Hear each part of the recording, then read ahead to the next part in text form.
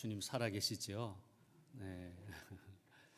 부활의 첫 열매가 되셔서 또 우리에게 부활의 기쁨을 주시고 소망을 주신 주님께 모든 영광을 올려드리면서요. 자, 우리 옆에 있는 분들하고 앞뒤로 한번 같이 인사 나누십시다. 부활신앙 예수님 살아계십니다. 부활신앙 예수님 살아계십니다. 네, 축복합니다. 감사합니다. 오늘 로마서 5장 10절 한 절 말씀 본문으로 해서 부활 그 변화의 능력이라고 하는 주제로 잠시 하나님 말씀 나누려고 합니다. 우리 한번 따라 하십시다. 부활은 변화입니다. 네, 부활은 변화입니다. 네, 부활의 핵심은 변화입니다.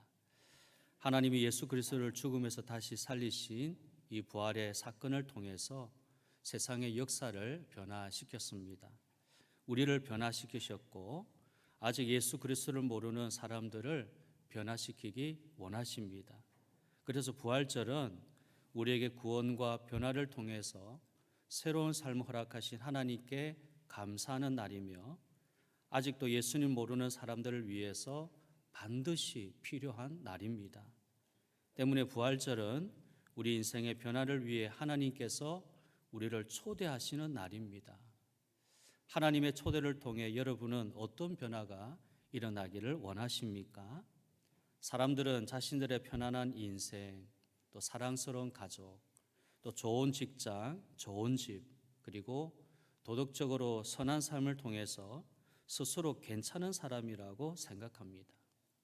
그러나 이런 것들은요, 하나님께서 변화를 통해 우리에게 주시고자 하는 것과는 비교조차 할 수 없는 극히 일부에 불과합니다. 우리는 하나님 주신 잠재력이나 가능성 가운데 아주 적은 일, 부분만을 사용하고 있습니다. 그러나 하나님은요, 지금도 훨씬 좋은 여러분이 되도록 계획하셨으며 그것을 성취하기를 원하고 계십니다.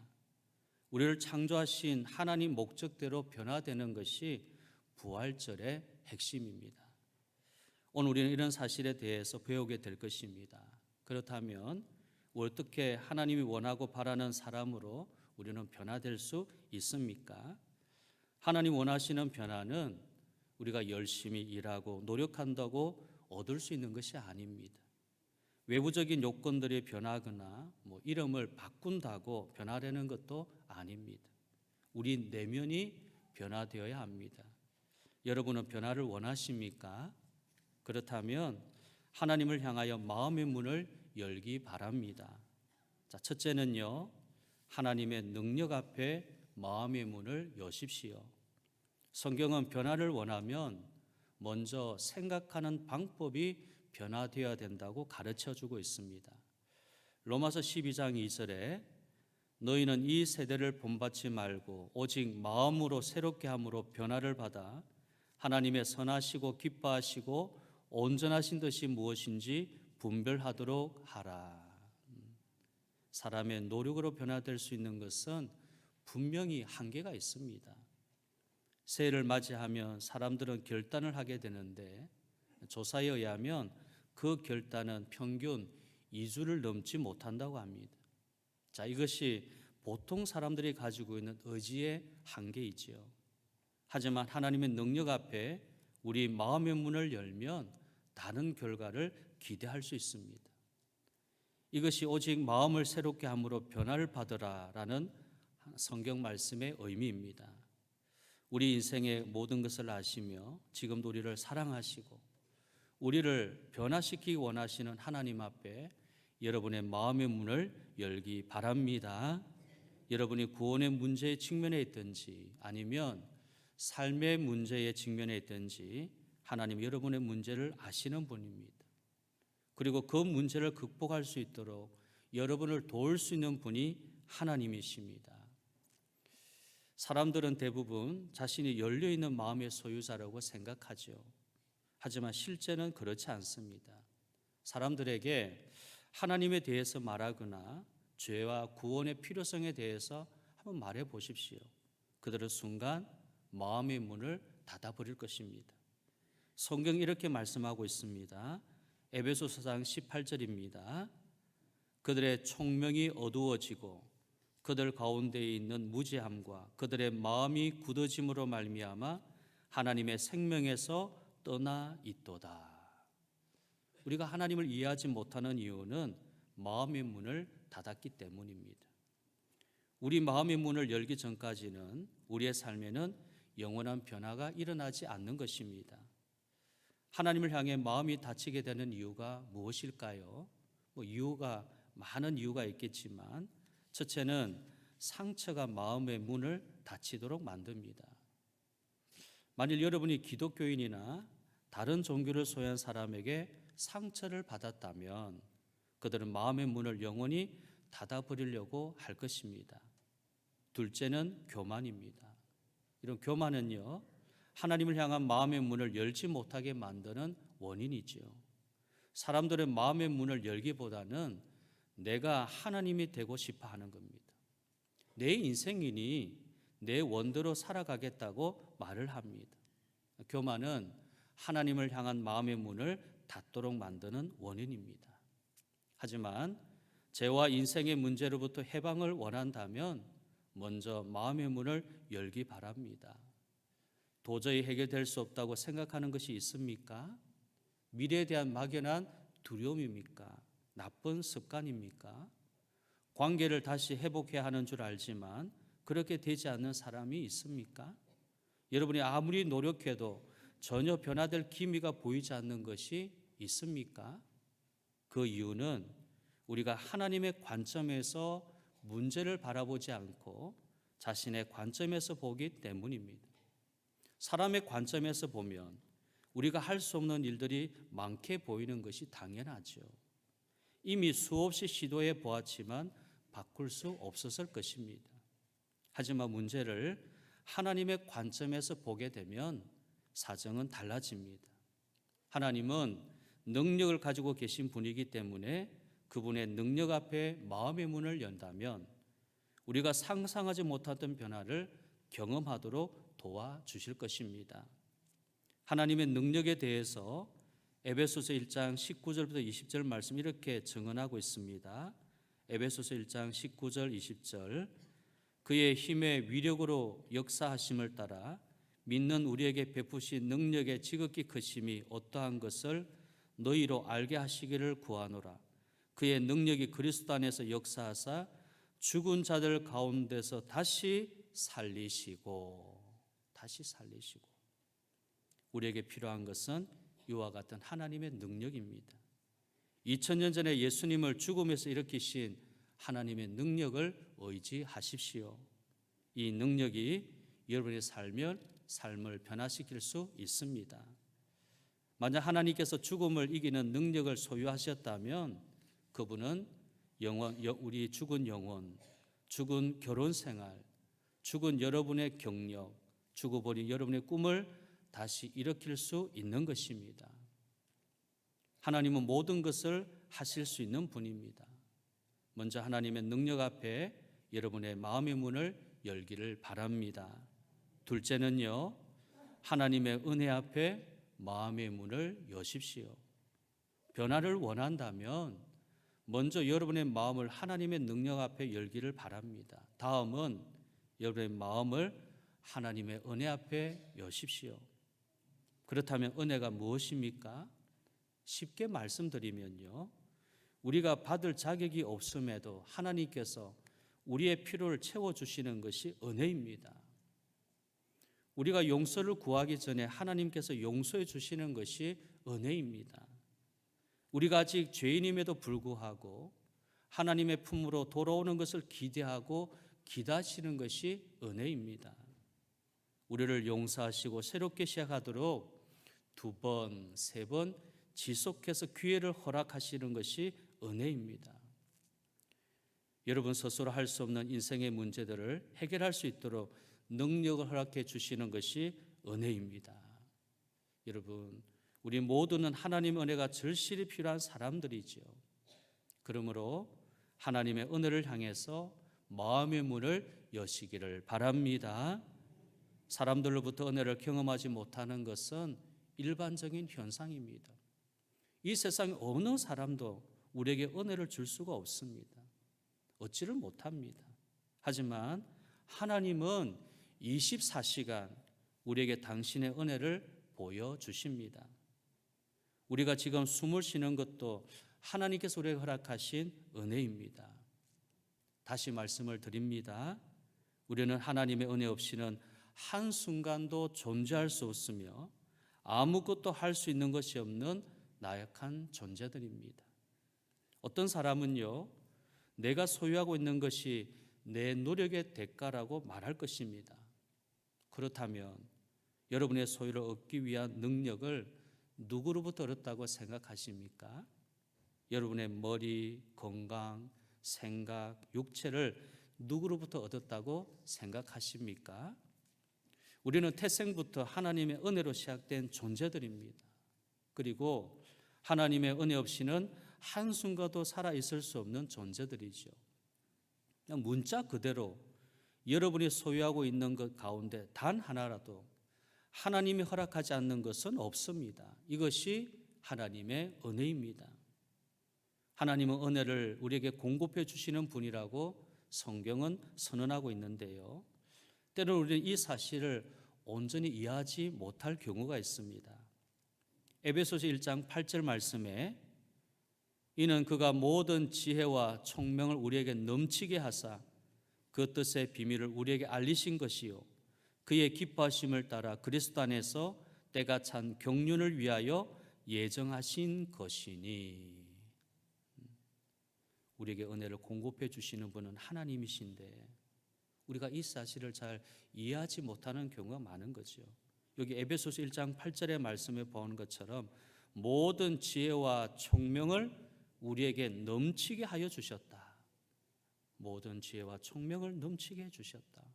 그래서 하나님의 뜻의 비밀을 우리가 알게 해 주셨다는 것입니다. 이 말씀 우리가 온전히 이해할 수가 있겠습니까? 하나님 우리에게 지혜와 총명을 넘치게 해 주셨는데 하나님의 뜻, 그 뜻의 비밀을 우리가 다 알게 되어졌다. 참 이 말씀을 이해하기가 참 어렵지 않습니까? 그런데요, 우리 자신보다 나를 더 잘 알고 계신 분이 하나님이십니다. 하나님은 여러분의 인생의 매 순간을 지켜보고 계신 분입니다.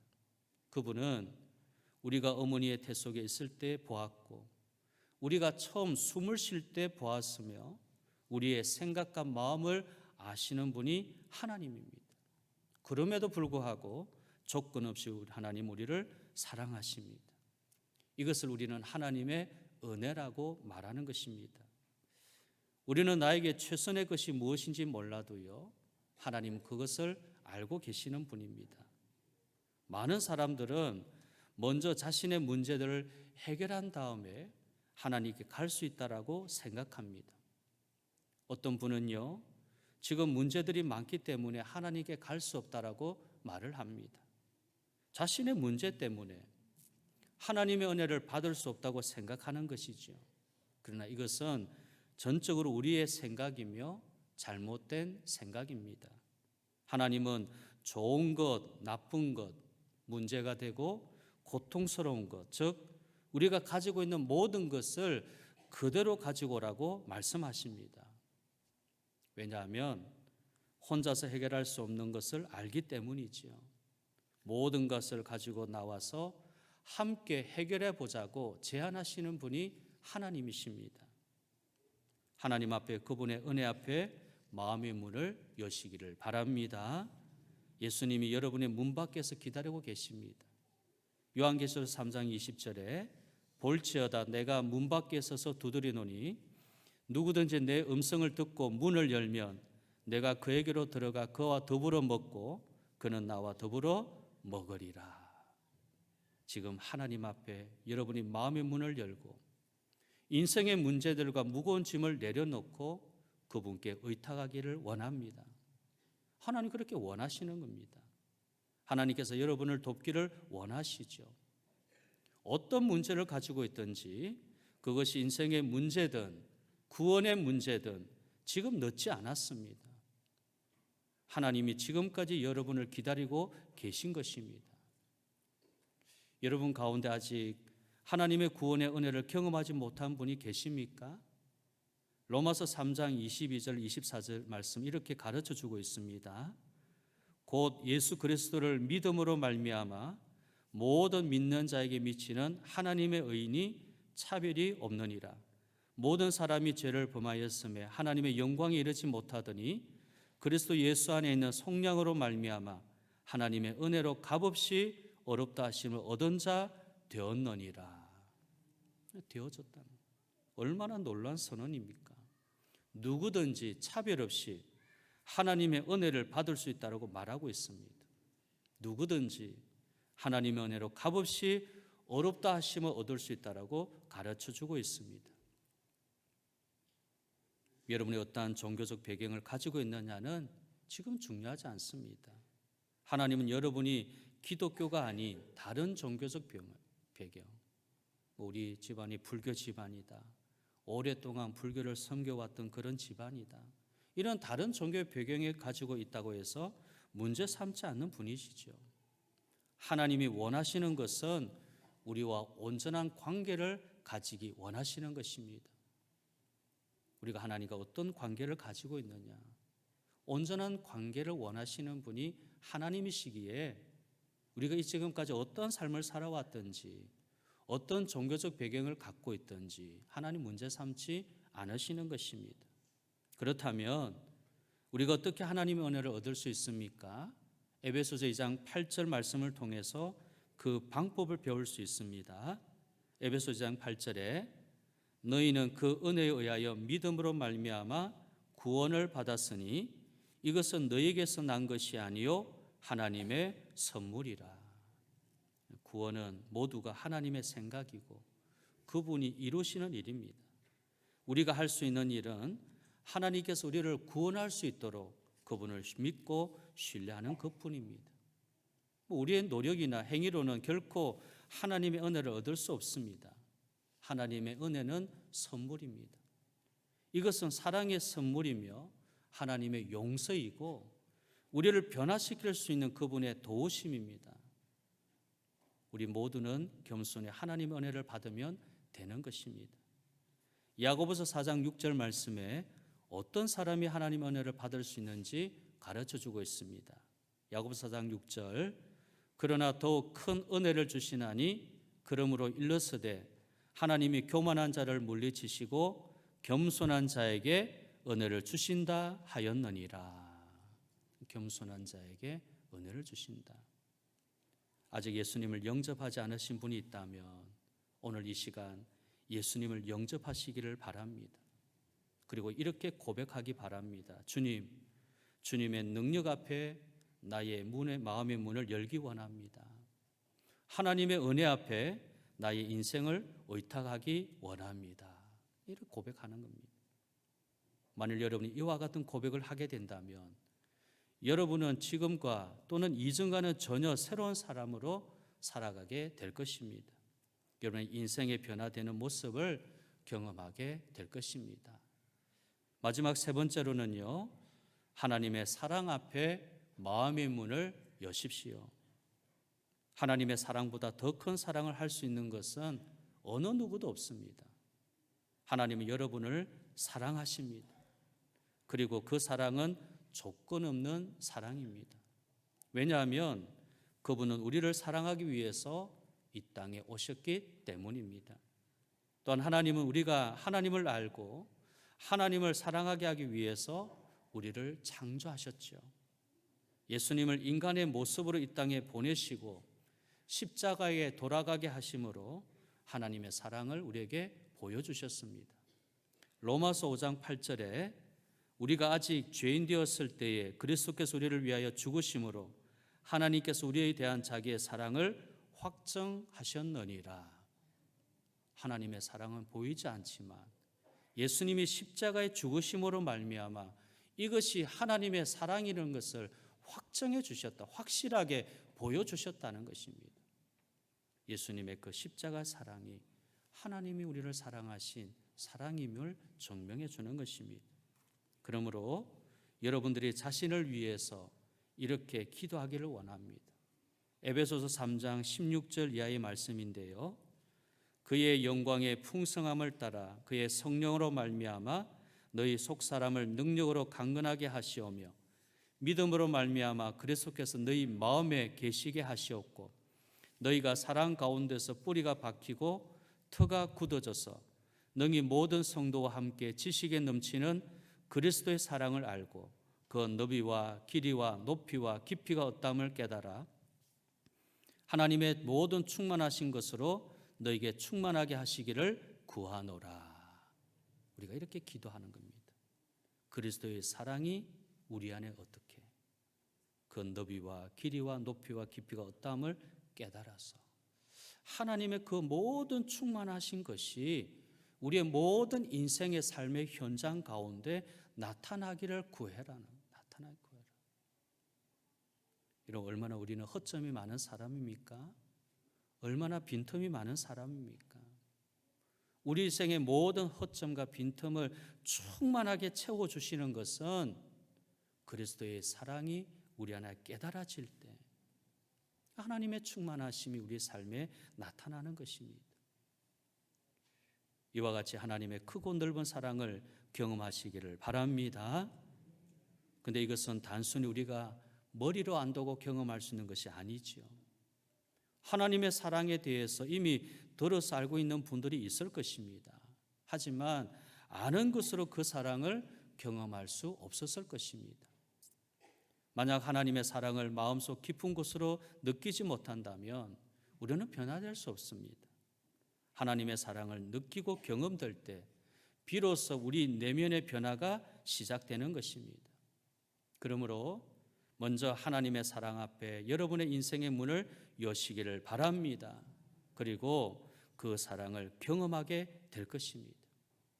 이것이 하나님과의 관계를 회복하는 유일한 길이지요. 하나님과 우리의 관계가 회복되는 것은 하나님의 사랑 앞에 우리 인생의 문을 여는 것입니다. 마음의 문을 열기만 하면 되는 것입니다. 그러면 하나님의 사랑이 경험되어지는 것입니다. 어떤 분은 지금까지 하나님 없이 살았을 것입니다. 어떤 분은요, 하나님을 믿는다고 하면서 하나님을 배제하고 인생의 문제들을 해결하려고 했을 것입니다. 하나님을 믿는다고 하면서도 하나님이 없는 것처럼 살아간 그런 경우도 있을 것입니다. 하지만 이제 하나님의 품으로 돌아오는 것입니다. 그리고 하나님과 더불어 인생의 문제를 해결해 나가는 것입니다. 오늘 여러분이 이 말씀을 반드시 기억하기를 바랍니다. 여러분은 하나님에 의해서 그리고 하나님과 긴밀한 관계를 위해서 만들어진 존재입니다. 하나님에 의해서 하나님과 긴밀한 교제를 위해서 만들어진 존재가 우리이다, 나이다. 이걸 기억하는 겁니다. 우리가 이 사실을 이해하기 전까지는요, 인생의 의미를 발견하지 못하는 것이죠. 우리는 단지 학교에 가고 일을 하고 돈 벌고 그리고 은퇴하고 죽기 위해 이 세상에 태어난 것이 아닙니다. 그렇다면 인생이 얼마나 허무하겠습니까? 우리 인생은 그런 것이 아니죠. 하나님과 영원히 교제하기 위해서 만들어진 것이 우리 인생의 참 목적입니다. 그것을 위해서 예수님이 십자가를 지셨고요. 죽은 자 가운데서 3일 만에 부활하시고 성천하신 것입니다. 여러분의 인생의 문을 부활의 주님께 여시기를 바랍니다. 그리고 주님 품에 안기시기를 바랍니다. 우리에게 죄로부터 구원을 주시고 온갖 문제 가운데 다시 시작할 수 있는 기회를 주시고요. 새로운 힘을 주시기 위한 것이 예수님의 부활입니다. 우리의 변화를 위해서 마음의 문을 열고 인생의 문을 열 수 있는 기회를 주시는 것이 부활절입니다. 자기 자신을 돌아보고 내적 경험을 갈망하고 경험하는 것이 부활절입니다. 이런 분들에게 부활절은 복음의 사람으로 변화될 수 있는 최고의 기회가 되는 것입니다. 오늘 부활절을 통해서 내가 다시 복음의 사람으로 변화돼야 되겠다. 하나님이 우리에게 그런 기회를 주신 겁니다.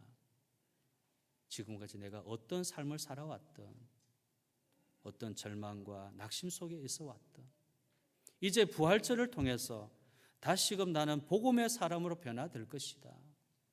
하나님 나에게 이러한 기회를 주셨으니 감사합니다. 고백되어지는 것이 부활절입니다. 또한 부활절은요, 하나님의 능력으로 변화를 경험하고 복음이 중심이 되는 삶을 살아가며 주님 몸된 교회를 세우고 하나님의 나라를 확정해 시키는 거룩한 사역에 쓰임 받는 예수 중심의 사람이 되도록 만드시는 축복의 날인 것입니다. 우리가 예수님 부활을 찬양하면서 전하는 복음이 되기를 진심으로 주님의 이름으로 축복합니다. 아멘.